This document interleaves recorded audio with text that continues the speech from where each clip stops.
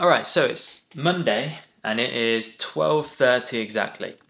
So up till now, I spent the morning meditating. I sat outside on the balcony with the gorgeous view over the mountains in front, and I did some prayer and some meditation. This is not my house. So my girlfriend and I have come out to Canada for 2 months. My girlfriend wanted to experience living in Canada for a short period of time, so she's on a bit of a sabbatical. We've come out here basically just to have the experience of living somewhere else. It's always been her dream to come and spend a bit of time in Canada, and now is a good time. So we're staying in a flat. We've rented this flat for a month, and we're then going to go in a van for a week, all being well. And then we're going to spend the last 3 weeks back here in a different place. So it's a bit up and down at the minute, but the beauty of that is that I'm hoping you will be able to see how it's possible for you to maintain your meditation practice, maintain your spiritual life whilst living in the world. My girlfriend has no interest in spirituality, and so I have to consider her needs, which are she wants to experience the world, she wants to be out hiking, she wants to be out cycling, she wants to do things. And whilst I don't need to say yes to everything, and I don't need to just be following her around like a puppy, I do have to consider her wants and needs and balance these two aspects of my life. And I've found a way that I can do the things that she wants to do sometimes, and I can either be fully involved in them depending on what the situation is, and if I get any windows of time, I'll be remembering the divine and talking to the divine in my mind. And outside of that, I can spend a morning, half an hour in the morning meditating, or there's lots of opportunities to connect with the divine when I'm doing the washing up, if I'm going for a walk, if I'm going shopping, if I'm getting us some food shopping. I can find time to communicate with the divine in my mind, and in that way you bring your daily life and spiritual life together. So that's always been, it's a challenge. I'm not saying it's easy, but that's how my life has been the last few years. It's finding that balance between the two. So we're in Canada. We've got the most gorgeous view, which I'm going to show you just here. And it's not, an especially fancy or an expensive place that we're in at all. It's very modest. I mean, it's lovely, but it's nothing special. And we get that view, so it's incredible. So yeah, today's work has been meditating in the morning. At the minute, Grace, my girlfriend, isn't here. She's on a camping trip for 4 days. So that's why I decided to make this video now, because I got the flat to myself and I've got a bit more freedom to do this. But I've spent the morning on my online school, which is an online platform where I teach people about meditation, about developing spiritually. There's online classes, there's ongoing programs, there's lots of things that keep me busy. I love it to bits. I get a lot of messages from students asking for advice, or they have questions. So a lot of my day is spent just managing the school. We've got an up and coming program coming up based around developing mantra into your day. So I've spent a bit of time working on that today. And it's midday, so what I'm going to do now is film a YouTube video. I need to get some prep done for a YouTube video. And then there's a beach. They call it a beach. I am from Bournemouth in the UK. We've got a gorgeous beach, and I can tell you that the beach here is not a beach. But it's a great place. It's beautiful. It's by the water, but it's not really like a sandy beach like you might expect. It's stony. There's a lot of washed up logs and sticks and things. It's more natural. It's more, we're in British Columbia. You want that kind of wild feeling. You definitely get that down there. The water is also freezing. It's about 8 degrees, which is probably how it is in the middle of winter in the UK. But outside, the temperature's like 30, 35 degrees. So it's a real big difference. It's quite nice actually to cool off. So I'm going to do a bit of filming, and then I'm going to go to the beach, go for a dip, and on the way to the beach, it's about half an hour's walk. I'm going to decide whether I'll walk or whether I'll cycle down, but I will use that time to be praying in my mind. I won't just waste that time. That's half an hour or so where I've got the opportunity to go inward and communicate with divine. It's outside of my work where I'm typically using my mind, and it's more difficult to connect. So throughout that time, I'll be saying, thank you. Thank you. I'll be talking to the divine in my mind. I might even use my mantra and just repeat my mantra in my mind. So I'm going to get on with some filming, and then we will head to the beach.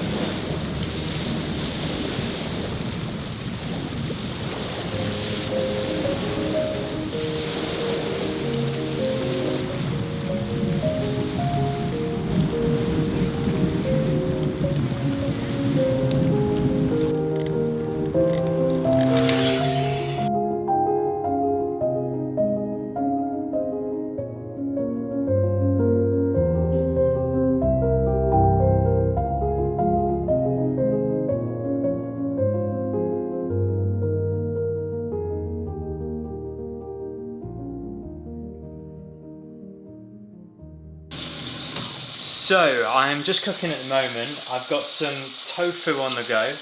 I've got some cabbage, turmeric and black pepper.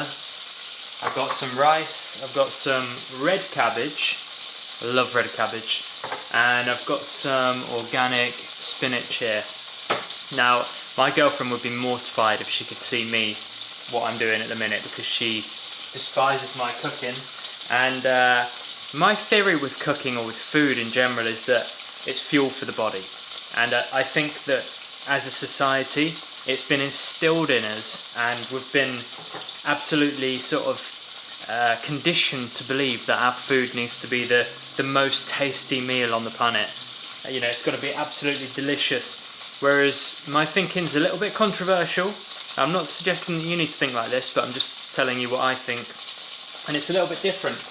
My theory is that food is fuel, and as much as everyone else, I love tasty food.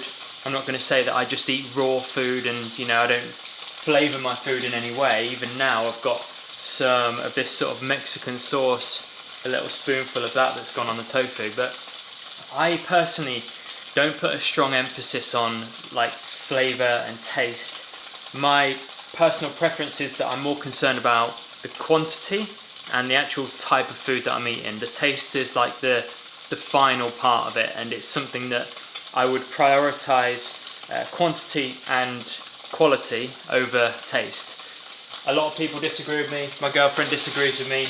We have a lot of different opinions when it comes to food, but I personally am of the belief that I think we've just been conditioned to believe that food needs to be absolutely delicious and flavoursome, and, you know, flavour is prioritised.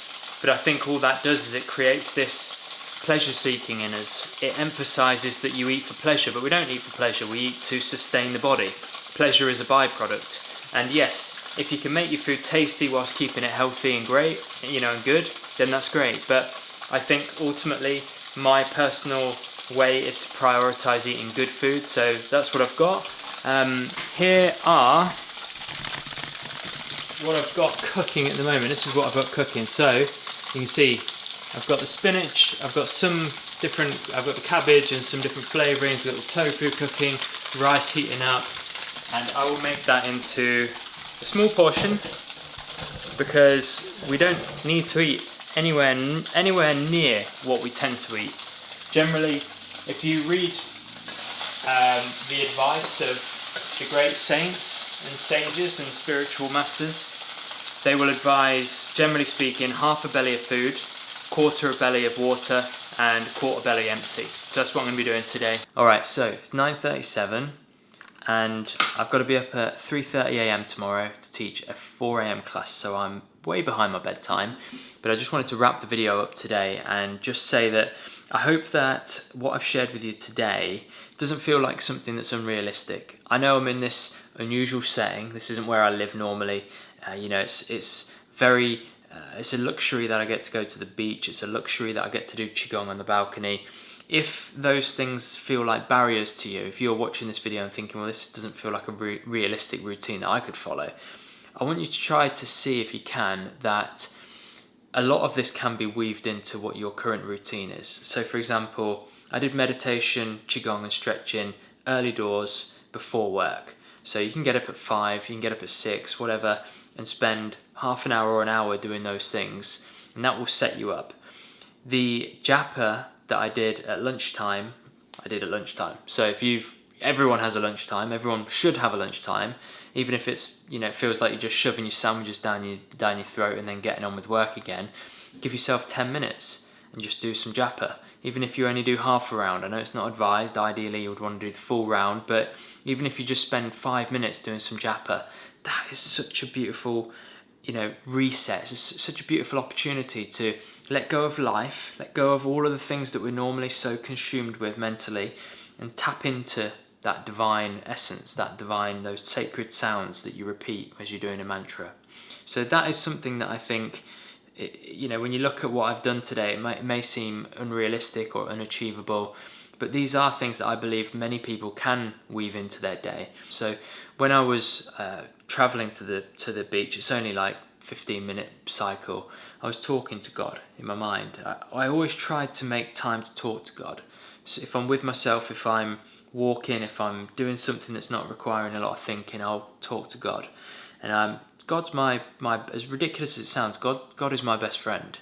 I understand that God is ultimately me, but from a human point of view, from this relative point of view, God is my closest best friend. And so whenever I have time, I talk to God in my mind, and it might be that I pray for people, it might be that I just thank God for the beautiful day and the beautiful life that I've got, the water that I get from the tap.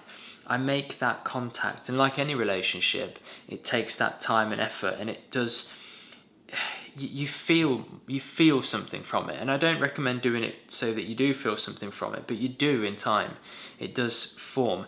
So you could do something similar to that if you're commuting to work. You know, if you're a nurse and you have to drive to work, if you're a doctor and you have to drive to work, you know, if you have to drop your kids off at school, when you're walking back or when you're walking there, whenever there's time, just go into either mantra or talking to that which you believe in. It doesn't need to be God, it can be whoever or whatever, and start using the time that you've got between activities or during activities if it's not a mental activity, and place the mind with the divine. I think it was Sai Baba's quote. He said, "Hands in society, head in the forest." And I love that, because to me that represents being active, being in the world, working, but mentally you're with the divine. You're elsewhere. You're present, but you're present with God, and that's the highest possible state of mind that there is. That's where our mind should be, in my opinion. So hopefully, I know it looks perhaps like a sort of lavish day in the life, but it really isn't, and it's not the norm to do this. But I also hope that you can see that this is achievable for you to weave the activities that I've done today into your routine. And it might take a bit of work, it might take you getting up a bit earlier or moving things around, but hopefully you can see that it's possible to live a deeply spiritual life in and around a normal, busy daily life, because my day is generally very busy. But thank you so much for watching. If you're interested in learning more about meditation and spirituality, I'll leave a link to my online school down in the description below. Thank you so much. See you on the next one.